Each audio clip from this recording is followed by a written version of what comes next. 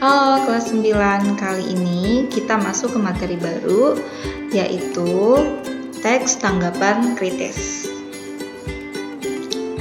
Apa itu teks tanggapan kritis dan mengapa hal ini perlu dipelajari? Mungkin kalau kita mengkaitkan ke fenomena yang sekarang ini terjadi, misalnya siapa nih yang kemarin mengikuti PON yang diselenggarakan di Papua,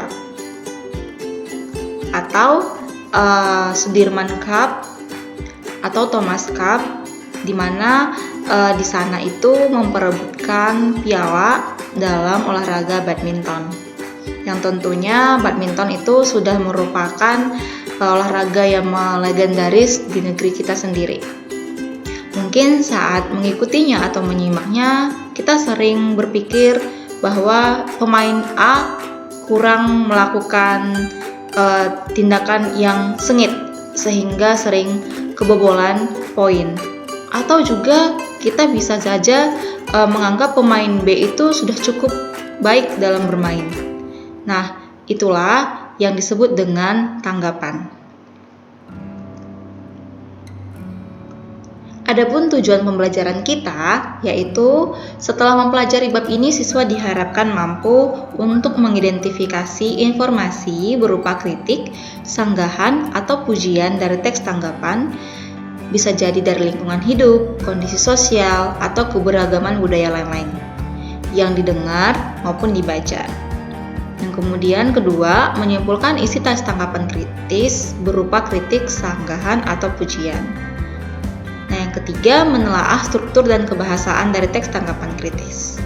Yang keempat, mengungkapkan kritik, saran, atau pujian dalam bentuk teks tanggapan secara lisan atau tertulis dengan memperhatikan struktur dan kebahasaannya.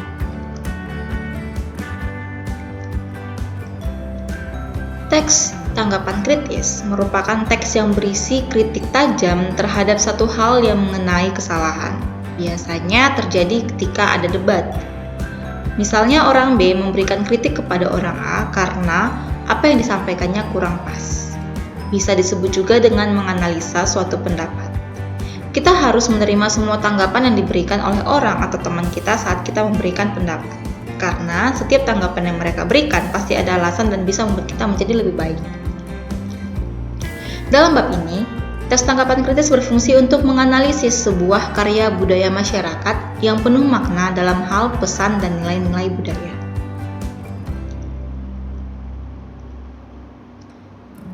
Ciri teks tanggapan kritis. Ciri teks tanggapan kritis ini berfungsi agar kita dapat lebih mudah untuk mengenali apakah teks yang kita baca merupakan teks tanggapan kritis atau bukan. Jika satu teks memiliki semua ciri teks tanggapan kritis, maka dapat dikatakan bahwa teks tersebut adalah sebuah teks tanggapan kritis. Berikut ciri teks tanggapan kritis. Yang pertama, teks ini memuat tanggapan terhadap fenomena yang terjadi di sekitar dengan disertai fakta dan alasan.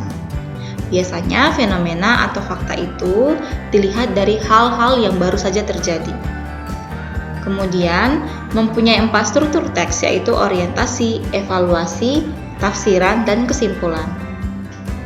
Mengandung kaidah kebahasaan atau ciri kebahasaan yang dimiliki teks tanggapan kritis. Nah, struktur teks tanggapan kritis ini sendiri adalah yang pertama, orientasi atau yang kita kenal dengan pendahuluan, berisi tentang gambaran umum tentang karya seni budaya yang akan ditanggapi.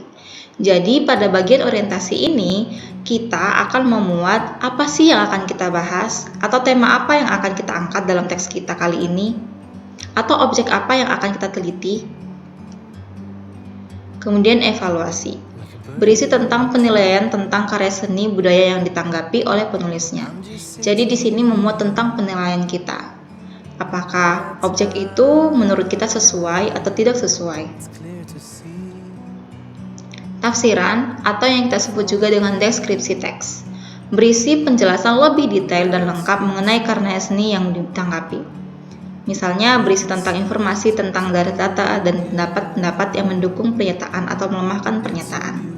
Jadi dalam tafsiran ini berisi alasan-alasan mengapa misalnya kita mendukung atau setuju dengan objek atau fenomena yang terjadi. Atau bisa saja juga untuk berisikan tentang alasan-alasan atau data-data yang menyatakan bahwa kita tidak setuju dengan fenomena yang terjadi.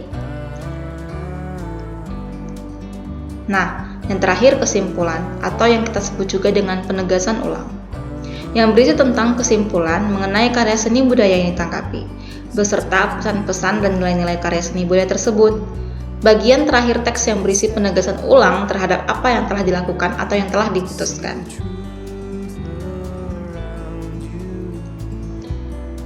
Nah, selanjutnya kita masuk ke dalam kebahasaan dalam teks tanggapan kritis. Kebahasaan dalam teks tanggapan kritis yang pertama adalah kalimat aktif. Kalian sudah pasti tahu yang dimaksud dengan kalimat aktif. Kalimat yang mengandung makna subjek melakukan predikat. Umumnya, subjek berada di depan predikat. Kalimat aktif merupakan kalimat yang subjeknya aktif melakukan kegiatan atau aktivitas. Nah, kalimat aktif ini tersendiri, seperti yang kalian tahu, terbagi dua, yaitu kalimat aktif transitif dan kalimat intransitif. Kalimat aktif transitif adalah kalimat aktif yang memiliki objek. Contohnya, saya menendang bola. Di sana jelas terlihat bahwa saya sebagai subjek melakukan predikat menendang bola sebagai objek. Kemudian, kalimat aktif intransitif adalah kalimat aktif yang tidak memiliki objek. Contohnya, dia tidur. Di sana jelas kita lihat bahwa dia sebagai subjek melakukan predikatnya sedang tidur.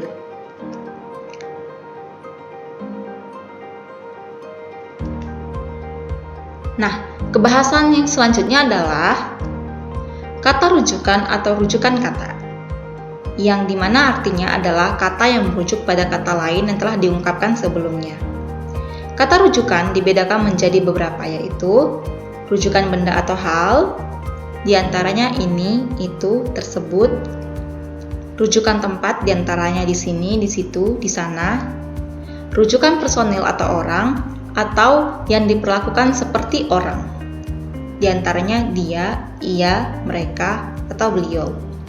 Contohnya, tersebutlah raja sedang gundah gulana mempersoalkan tentang mimpi di tidurnya, mimpi tentang sinar benderang jatuh di kerajaannya. Jika kita perhatikan, nya di sana itu merupakan rujukan dari raja yang sedang gundah gulana karena mimpi. Kemudian contoh yang kedua, musik yang ditata Henry Lamiri, Yasser Arafat, dan kawan-kawan yang memadukan musik Minang dan Melayu cukup menarik, membuat penonton bertepuk mengikuti iramanya.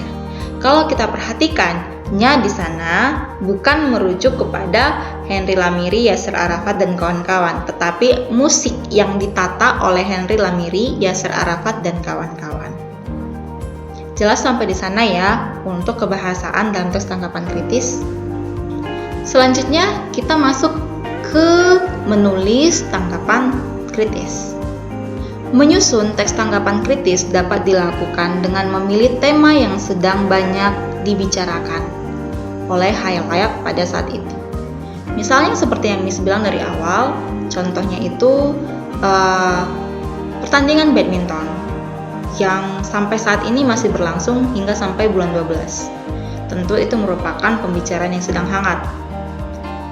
Tema-tema tersebut banyak kita temukan dalam kehidupan sehari-hari. Untuk dapat menyusun teks tanggapan kritis, setelah menemukan tema, dilanjutkan dengan mengembangkan tema tersebut menggunakan kata-kata sendiri. Kalimat yang telah dikembangkan kemudian digabungkan menggunakan konjungsi sesuai dengan struktur teks tanggapan kritis, yaitu orientasi, evaluasi, tafsiran, dan kesimpulan. Berikut ini merupakan langkah-langkah menyusun teks tanggapan kritis. Yang pertama, tentukan tema teks tanggapan kritis yang akan disusun. Tema tersebut dapat berhubungan dengan diri sendiri, orang lain, atau kejadian yang sedang hangat dibicarakan. Yang kedua, kembangkan tema tersebut menjadi kalimat dengan kata-kata sendiri. Yang ketiga, susun dan gabunglah kalimat-kalimat tersebut sehingga menjadi teks tanggapan kritis yang urut dan logis. Kalimat-kalimat yang digabung itu sesuai dengan bagian struktur tes tanggapan kritis, yaitu orientasi, evaluasi, tafsiran, dan kesimpulan. Agar keterkaitan di antara kalimat-kalimat dalam setiap bagian ini tampak, kamu harus memastikan menggunakan konjungsi antar kalimat yang tepat. Yang keempat, agar teks yang disusun tersebut penggunaan bahasanya sesuai dengan kaidah bahasa Indonesia, cermati dan telitilah kembali hasil karya tersebut. Silakan menggunakan buku pedoman umum ejaan bahasa Indonesia yang disempurnakan atau KBBI sebagai acuan. Nah, setelah tes tanggapan kritis itu selesai, ada baiknya kalau kalian membahasnya kembali dalam bentuk kelompok dan kita akan mendiskusikannya bersama-sama di dalam Google Meet atau kelas. Mungkin itu saja yang bisa kami sampaikan saat ini. Selanjutnya kita akan banyak mendiskusikan contoh-contoh teks tanggapan kritis beserta dengan struktur dan unsur-unsurnya di dalam kelompok dalam pelajaran bahasa Indonesia.